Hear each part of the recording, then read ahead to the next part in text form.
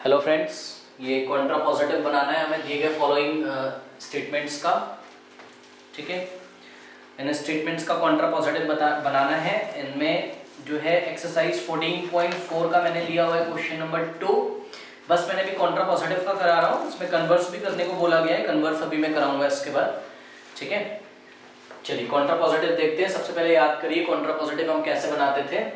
तो P implies Q किसके equivalence होता था? Negation of Q implies negation of P। अगर आपके पास दो स्टेटमेंट होते थे P और Q, तो P इंप्लाइज Q का कॉन्ट्रा पॉजिटिव क्या होता था? Negation of Q implies negation of P। याद करिए डेफिनेशन मैंने आपको बताया था, negation of Q implies negation of P करना है। अच्छा, negation of Q implies negation of Q implies negation of P हमें यहाँ पे करना है कॉन्ट्रा पॉजिटिव का मतलब। इसका क्या मतलब है? Negation of Q, if negation of Q then negation of P करना है। तो if negation of Q then negation of P करना है हमें। ठीक है, कॉन्ट्रा पॉजिटिव की डेफिनेशन है। चलिए करते हैं पहला क्वेश्चन। देखिए, if x is a prime number then x is odd. ठीक है, इसमें सबसे पहले आपको सिलेक्ट करना है P और Q। तो देखिए, ये x is a prime number P हो गया, x is odd then x is odd, ये क्या हो गया? Q हो गया। तो क्या करना है हमें? नेगेशन ऑफ Q करना है, मतलब इफ नेगेशन ऑफ Q करना है। तो चलिए करते हैं, इफ नेगेशन ऑफ Q करना है तो देखिए कैसे करेंगे। इफ x इज नॉट, ये देखिए आंसर में if x is not odd, a number कर दो या x कर दो, कुछ भी कर दो। If a number is not odd then negation of P, then negation of P then x is not a prime number, या x इज की जगह मैंने इट कर दिया, then it is not a prime number, ऐसा हो गया। Next देखिए, if two lines are parallel, तो इसमें P कौन है? टू लाइंस आर पैरेलल, ये P है। दे किसके लिए लगा है? पैरेलल लाइंस के लिए। तो parallel lines do not intersect in the same plane, ये क्या है? Q है। तो सबसे पहले नेगेशन ऑफ P Q करिए, कैसे? इफ लगा के। तो क्या करेंगे?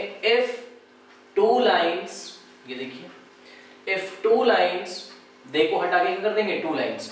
इफ टू लाइंस, यहां पे क्या बोला जा रहा है? Do not. डू नॉट का नेगेशन क्या होगा? डू नॉट हटा देंगे, है ना। तो if two lines intersect in the same plane then negation of P करिए। देन P क्या था? टू लाइंस आर पैरेलल, तो नेगेशन ऑफ P क्या होगा? Two lines are not parallel, है ना। तो टू लाइंस की जगह हम क्या लगा देंगे? दे, बिकॉज टू लाइंस हम पहले ही लिख चुके हैं। तो then they are not parallel, ऐसा हो गया। चलिए नेक्स्ट देखिए, something is cold implies that it has low temperature। तो it किसके लिए लगा है? something के लिए, किसी चीज के लिए लगा हुआ है, something के लिए, है ना। तो it का मतलब something है। तो something has low temperature, ये क्या है? Q। तो क्या लिखेंगे? इसका निगेशन करिए, if लगाकर इसका निगेशन। तो if something has, तो if something has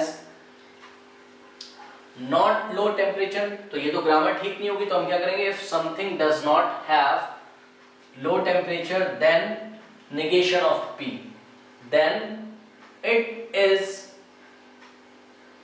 not cold, then it is not cold, because यहां पे क्या लिखा था? it is cold। तो यहां पे क्या कर देंगे हम? it is not cold।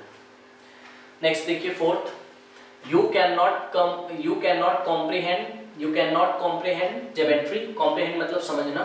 you cannot comprehend geometry if you do not know how to reason deductively। ये deductively, डिडक्शन की बात मैंने करी थी, इंडक्शन डिडक्शन की। डिडक्टिवली का मतलब लॉज और थ्योरम्स जहां पर हम लगाते हैं, ठीक है ना।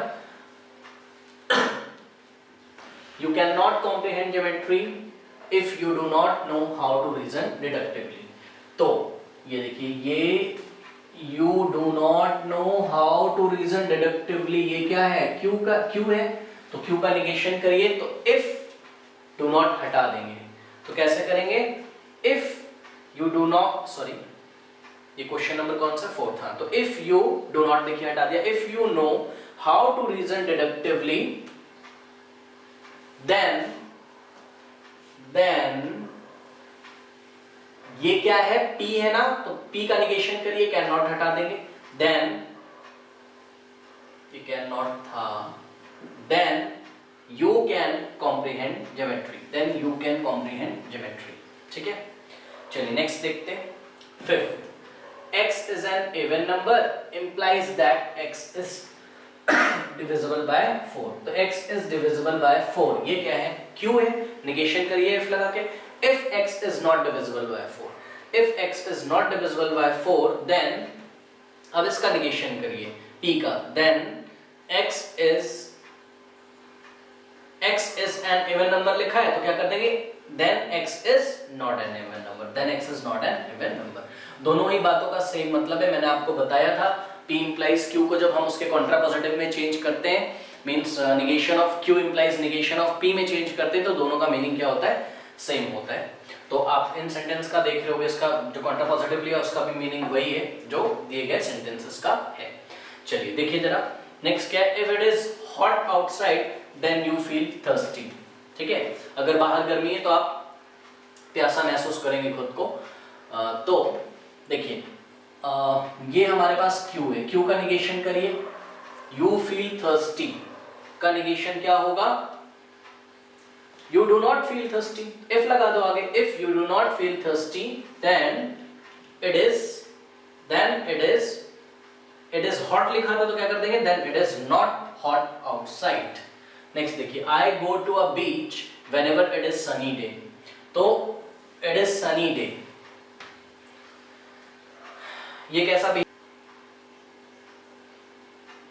चलिए इसको देखिए, I go to a beach whenever it is a sunny day, इसको कैसे करेंगे, तो ये क्या है, Q है हमारा, ठीक है ना, तो इसको कैसे करेंगे, it is, if it is not a sunny day, if it is not a sunny day then I do not go to a beach। या इसको ऐसे भी कर सकते हैं, if I do not go to a beach then it is not a sunny day। Next देखते हैं, a positive integer is prime only if it has no। देखिए नो लगा हुआ है, नो का निगेशन कैसे करते हैं, याद है, बताएं नो का निगेशन कैसे करते हैं, सम, क्योंकि नो किस में आ रहा है, याद करिए, नो आ रहा है आपका नन और नो, ये होते हैं नन और नो, याद कर लीजिए, मैंने पहले भी बताया है, नो और नन होते हैं यूनिवर्सल क्वांटिफायर, है ना, यूनिवर्सल क्वांटिफायर, नो और नन का किस में चेंज करते थे, सम में, याद रखिएगा। तो देखिए, it has no divisor other than one and itself, इसका पहले निगेशन करो इफ करके, तो हमने किया इफ, ये देखिए, if an integer has, no का क्या कर दिया, sum, if an integer has some divisor other than 1 and itself then, यहां पे क्या लिखा है, a positive integer is prime, तो हम क्या लिखेंगे, then it is not prime, इस प्राइम बोल रहा है then it is not prime कर देंगे, ठीक है ना। चलिए नेक्स्ट देखते हैं, 9th, if you live in Delhi then you have winter clothes, तो इसका निगेशन करिए पहले if लगाकर, तो if you do not have winter clothes then लगाकर इसका निगेशन करिए, then you do not live in Delhi, then you do not live in Delhi। 10th देखिए, if a quadrilateral is a parallelogram then its diagonal bisect each other, तो इसको contrapositive कैसे करेंगे, पहले इसका हम if लगाकर Q का निगेशन करेंगे, तो if, देखिए ये इट किसके लिए लगा हुआ है, क्वाड्रिलेटरल के लिए, इसलिए आपको क्वाड्रिलेटरल के बारे में भी थोड़ा सा बताना पड़ेगा। तो हमने क्या किया, if the diagonals of a quadrilateral, यहाँ पे क्या बोला जा रहा है, बाइसेक्ट्स, तो हम क्या बोलेंगे, do not bisects each other, then यहाँ पे क्या बोला जा रहा है, क्वाड्रिलेटरल इज अ पैरेललोग्राम, तो हम क्या बोलेंगे, then the quadrilateral is not a parallelogram. ठीक है, तो इस तरीके से हम इसका कॉन्ट्रापोजिटिव लेंगे। नेक्स्ट क्लास में हम देखेंगे कि हम इसका कन्वर्स कैसे लेंगे।